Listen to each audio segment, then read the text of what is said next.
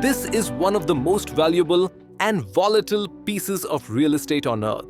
Forget oil fields or diamond mines, this is a sliver of land smaller than New Jersey sitting on the Horn of Africa where the entire world holds its breath.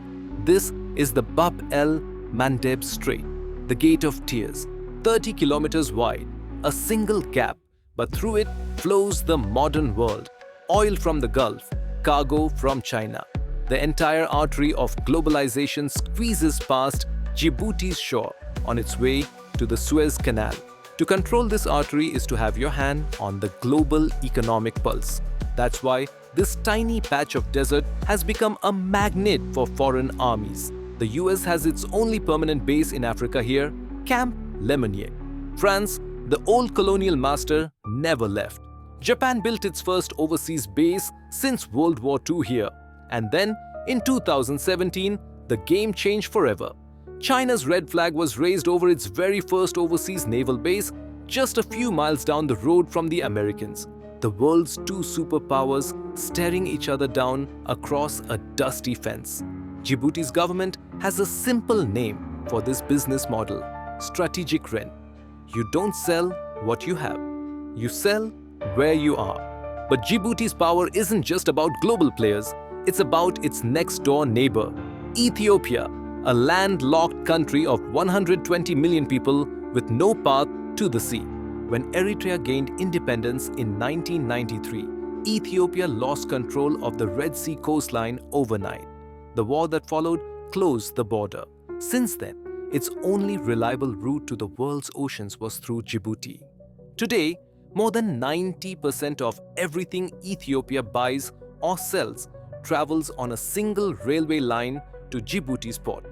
This dependency is Djibouti's ace in the hole, allowing it to charge high fees and dictate terms. But it's also a constant source of anxiety, pushing Ethiopia to forever dream of alternatives in Somaliland, Kenya, or Eritrea. Into this high-stakes environment, Dubai came calling. DP World, the crown jewel of the UAE's commercial empire and one of the biggest port operators on the planet.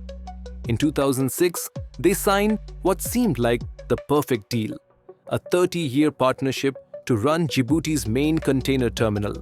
The Emiratis brought the capital, the expertise, and the global connections. Djibouti brought the geography. For years, it was a textbook success. The Dorale terminal became a world-class hub. Ethiopia's trade flowed, Djibouti's government got rich, and DP World made its profits. It was a golden age, and it was about to end in flames. In February 2018, the partnership was shattered. The Djiboutian government tore up the contract, sent soldiers to surround the terminal, and seize the asset. They accused DP World of writing a self-serving deal that undermined their sovereignty. For the UAE, this was more than a business dispute. It was a profound humiliation. DP World is an extension of the Emirati state, a symbol of its global power. To be unceremoniously kicked out of the most strategic port in Africa was a slap in the face. And then came the second slap, the one that turned a dispute into a blood feud. Djibouti pivoted, handing a major stake and influence in the port to China Merchants Group. Beijing, not Abu Dhabi, was now the chosen partner. For the UAE, the message was clear: you are replaceable. The Emiratis don't just get mad, they get even. They couldn't force their way back into Djibouti. International courts sided with them, awarding massive damages, but Djibouti simply ignored the rulings. So the UAE looked for a weak point, and Djibouti's biggest strength was also its greatest vulnerability: Ethiopia. If Ethiopia moved its business, Djibouti's monopoly would crumble. So the UAE activated a cold-blooded and brilliant strategy. They began pouring billions into building a rival.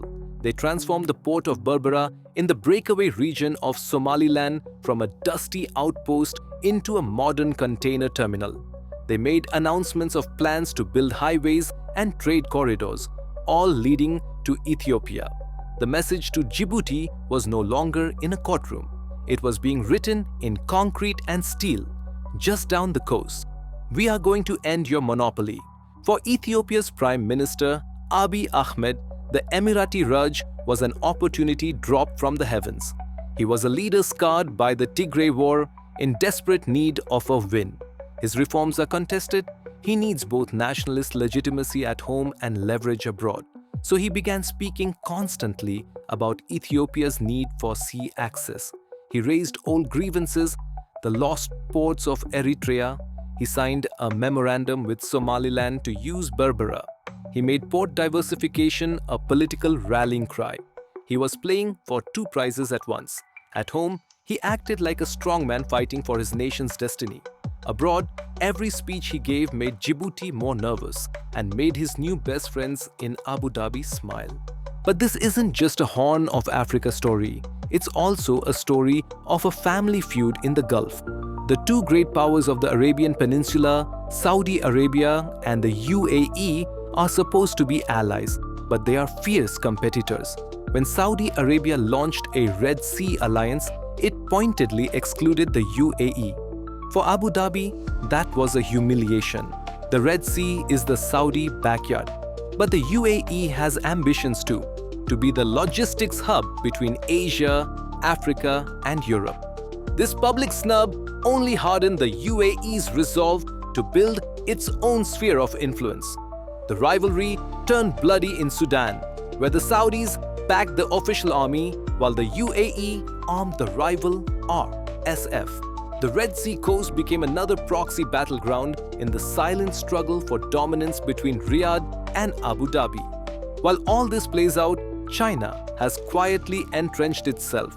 Its base in Djibouti houses thousands of troops, docks, warships, and secures its belt and road lanes. The US watches warily from Camp Lemonnier, less than 10 kilometers away. Djibouti is one of the only places on Earth where American and Chinese militaries face each other directly, every day, across a fence. And into this theater comes the UAE, not a superpower, but a small state with enormous ambition, determined to bend Ethiopia and the Horn to its advantage. So here we are.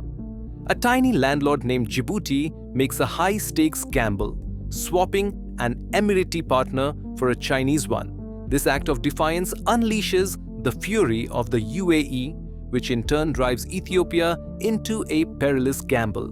This regional drama plays out in the shadow of a quiet rivalry between Saudi Arabia and the UAE, and under the watchful eyes of the American and Chinese militaries who sit as neighbors in a tense, silent standoff. The paradox is that Djibouti's geography makes it both indispensable and deeply vulnerable. The UAE's ambition makes it a kingmaker, but its rage has ignited fires it may not be able to control. The Bab el-Mandeb Strait is only 30 kilometers wide, but it's deep enough to hold all the world's rivalries. The lifeblood of the global economy passes through these waters every day. The question now is not just whose hand is on the valve, but whether in this great game of ports, power, and prestige, the people who live on this valuable shore will ever see the prize.